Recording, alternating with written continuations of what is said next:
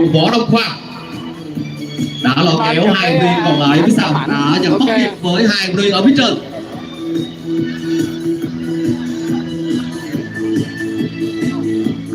Đặng Trung Dũng là một trong những vận động viên rất mạnh và độc tốt của đội Sài Gòn Velo. Sài Gòn Velo không xa lạ gì với những năm tháng câu lạc bộ này rất giàu về thành tích ở các cuộc đua xe đạp phong trào. Rồi, cảm ơn tất cả. Những cuộc tấn công rất mạnh mẽ của các vận động viên ở top dẫn đầu phục vụ bây giờ thì họ đang đua xe nha. quay đầu tại một tượng đài chiến thắng. Có vẻ như là năm tay đua này đã thành công thoát khỏi sự kiểm soát của đoàn đông và đã hình thành top 1 ổn định. Ba vòng là phải không nhỉ? Một vòng thứ hai. Đó là Ngô Văn Sinh. Vòng đầu là Diệu Hành. Tay đua trong màu áo của băng mê xanh là Nguyễn Khắc Xuân. Thử đường. Đây là nắm tượng đài chiến thắng tại thành phố Buôn Mê Thuột. Rồi, bị xem nha anh em nha. Biểu tượng lịch sử quan trọng được xây dựng để tưởng nhớ chiến thắng vang dội trong trận đánh giải phóng Buôn Mê Thuột vào ngày 10 tháng 3 năm 1975. Sự kiện mở màn cho cuộc tổng tiến công và nổi dậy Thuột nha, đây xe này. 75 dẫn đến đẹp quá này.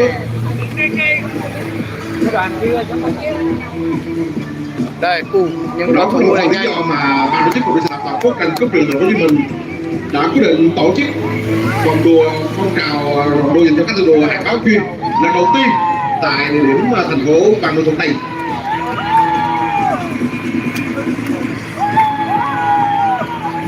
Một đoạn ôm vòng xoay nhưng các tay đua thi đấu với tốc độ rất cao và giãn thành một hang dài cho thấy nỗ lực đuổi bắt của các sau với 5 tay đua và dường như là tốc độ phía trên không có được sự luôn nha. khoảng cách của họ với đoàn đồng đã bị thu hẹp lại. Vâng, đây là hình ảnh mà chúng ta đang thấy tại đua Nguyễn Thế Cường của Sài Gòn Velo đang làm tốc độ nhóm sau. Tại đua Nguyễn Thế Cường vừa rồi cũng đã về nhất ở cuộc đua gần nhất, đó là giải về nguồn Đồng Nai tổ chức. Với những phong độ của anh đang có và đang thi đấu ở cuộc đua ngày hôm nay. Ở đây hình ảnh mà chúng ta đang thấy tại đua Đặng Trung Dũng của Sài Gòn Velo đang kéo bám phía sau, đó là từ đua Đỗ Tuấn Anh của câu lạc bộ Đại Quý Phát của Khánh Hòa. Và dường như là Tuấn Anh liên tục ngoái lại phía sau để chờ xem động thái đoàn đông cũng như tìm kiếm sự hợp sức của các đồng đội của mình. Đỗ Tuấn Anh đã tụt hẳn lại rồi thưa quý vị. Từ góc quay này thì chúng ta thấy Đỗ Tuấn Anh đã rơi xuống vị trí thứ 5 rồi.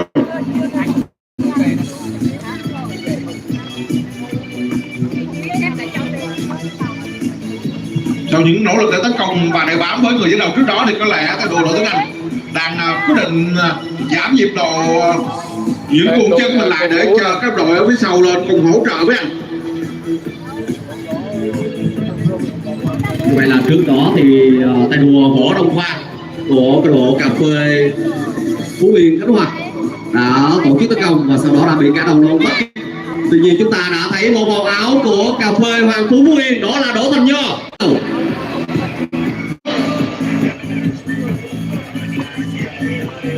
Đoạn đổ xuôi dốc cơ hội để cho những vận động viên đang trên mình chúng ta kéo giãn thêm khoảng cách so với những người còn lại ở phía sau.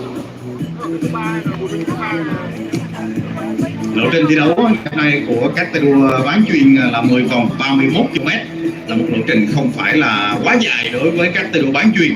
Vì vậy nếu như những tay đua mạnh mà tấn công thoát ra được thì họ có hy vọng duy trì cách biệt để cùng đưa nhau về đích. Vì thế chúng ta cũng có thể thấy để đuổi bắt.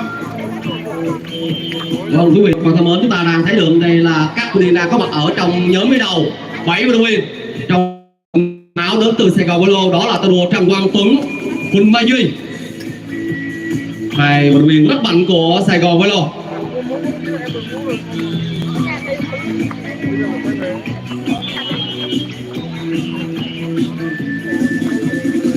Tốc độ vẫn đang được các vận động viên duy trì ở mức rất cao. Đây là các vận động viên ở trong nhóm dẫn đầu.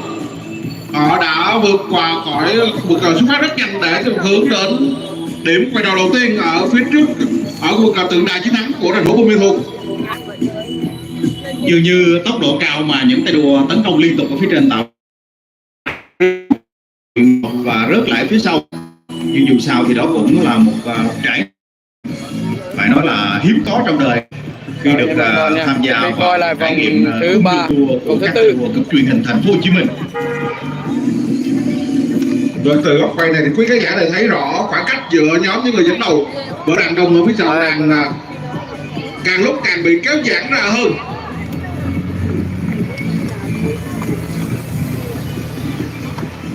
Với khoảng cách hiện tại, nếu như các vận động viên ở trong tốc đầu đồng lòng với nhau để duy trì tốc độ thì việc các đội ngũ phía sau đuổi kịp với những người dẫn đầu sẽ là một điều hết sức khó khăn.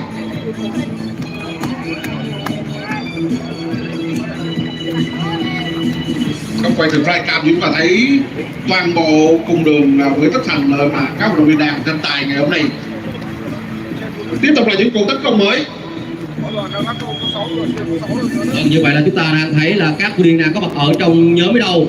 Võ Đông Khoa của câu lạc bộ cà phê Hoàng Phú Yên đang là người độ cao, và từ chúng sau chúng ta đã thấy thì Lê Quang Động và cùng với tay đua Nguyễn Lâm Cực đã tách ra khỏi nhóm đầu. Và từ tấm sau chúng ta đã thấy thì tay đua Lưu Văn Thành của Văn Long Khánh Hòa đã phát pháo tấn công để bắt kịp tới phía đầu. Lưu Văn Thành chúng ta còn nhớ đây là vận động viên đã giành huy chương bạc ở giải vô địch châu Á hệ phong trào đã tổ chức vào tháng 12 ở Thái Lan vừa qua.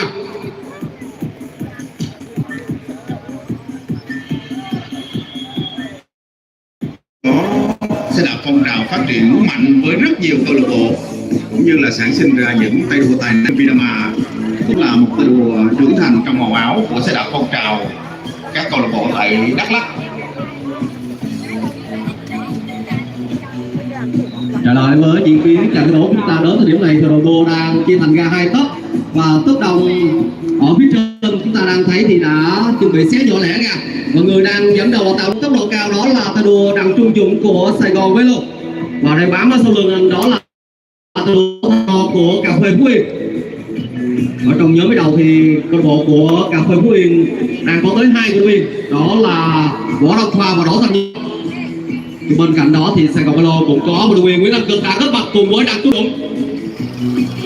Như vậy là chúng ta đã thấy một màu áo đã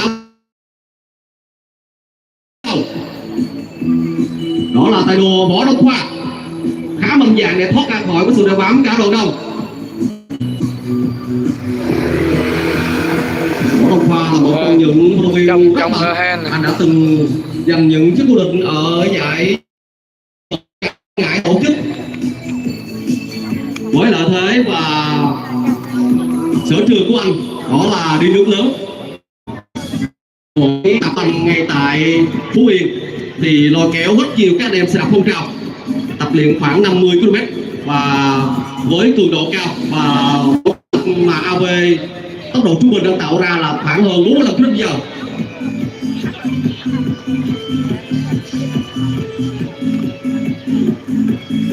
Lúc này chúng ta có đã được thấy những cuộc tấn công ngay từ trong nhóm dẫn đầu này.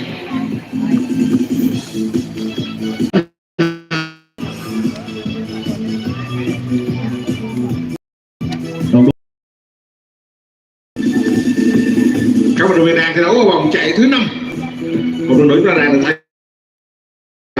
tượng đài chiến thắng tại thành phố Buôn Mê Thuột.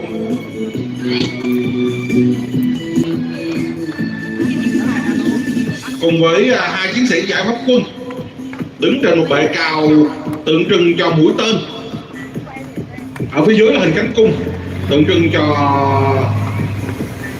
cánh cung của những người đồng bào dân tộc ở khu vực Tây Nguyên này.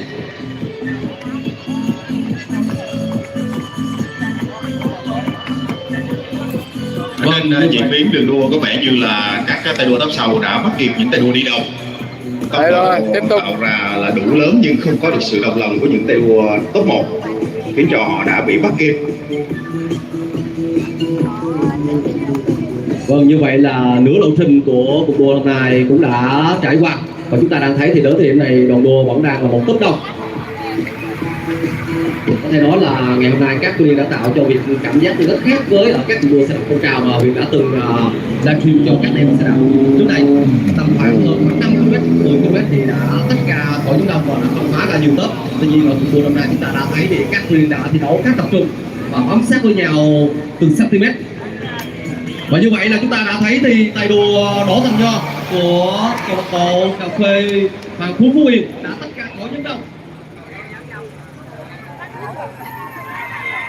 Thưa quý vị, vào lúc này đây thì chúng ta đang đứng bên cạnh ca ngợi đội tuyển Việt Nam 2017 Hàn để chúng ta sẽ cùng lắng nghe những chia sẻ của hoa hậu tài tử Việt Nam Hàn. Chứ là có người mệt là tự bỏ cuộc thôi, đúng không? Không nói rồi. Đúng không? Từ góc quay flycam thì chúng ta thấy khoảng cách giữa tay đua đang dẫn đầu đang được kéo ra rất xa so với các đội đua ở trong đoàn đông.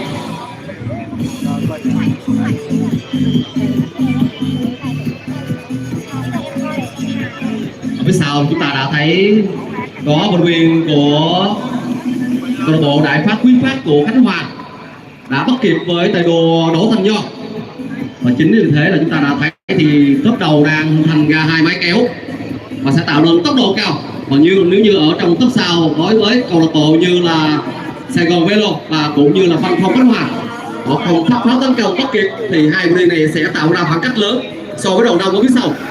Vì cái đó đến thời điểm này thì hai màu áo đó là Đại Phát Quý Phát và cà phê Hoàng đang có mặt ở trong nhóm đầu.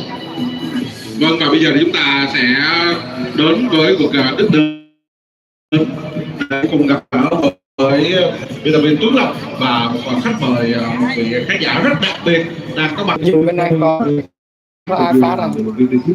Và thưa quý vị, bên cạnh chúng ta đây ở khu vực sân khấu ở phút đến của buổi ngày hôm nay thì chúng ta đang đứng chọn một khách mời rất đặc biệt, đó là hoa hậu hoàng tử Việt Nam năm 2017, top 5 chung cuộc hoa hậu hoàng tử thế giới năm 2018, hoa hậu Hàn.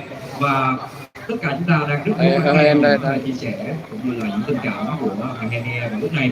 Hàn này cũng đã xuất hiện cùng với đoàn đua và ngồi trên chiếc xe mô tô thì nó đang mang đến cho Hàn cảm giác như thế nào? Nó có khác biệt ra sao với những cái công việc cũng như là sàn diễn quen thuộc đối với Hàn không?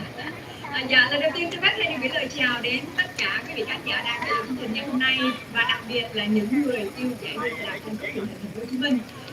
Ngày hôm nay thì Hàn rất là vui và vô cùng phấn khởi khi mà giải đua về với lại thành phố Buôn Ma Thuột, và Hàn là người con của Tây Nguyên, Hàn rất là yêu điều đó.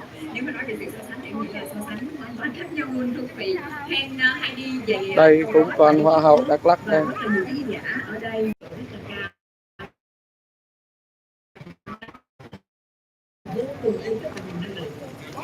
Có thể là những môi trường khác nhau nhưng mà cái nguồn năng lượng của Hàn thì không lẫn vào đâu được, năng lượng cực kỳ tích cực và thực sự là một người con của Tây Nguyên. Và ngày hôm nay thì tôi nhớ là các được nhiều chưa, nhiều video đẹp chưa? Đặc biệt của thành phố Hồ Chí Minh, và với sự trở lại ngày hôm nay là một người con của núi rừng Tây Nguyên.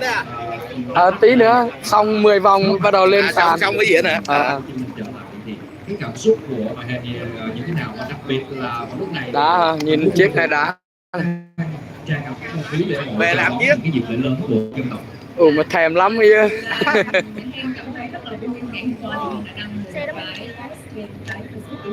Đây là cho bà con xem mấy chiếc. Tổng đó.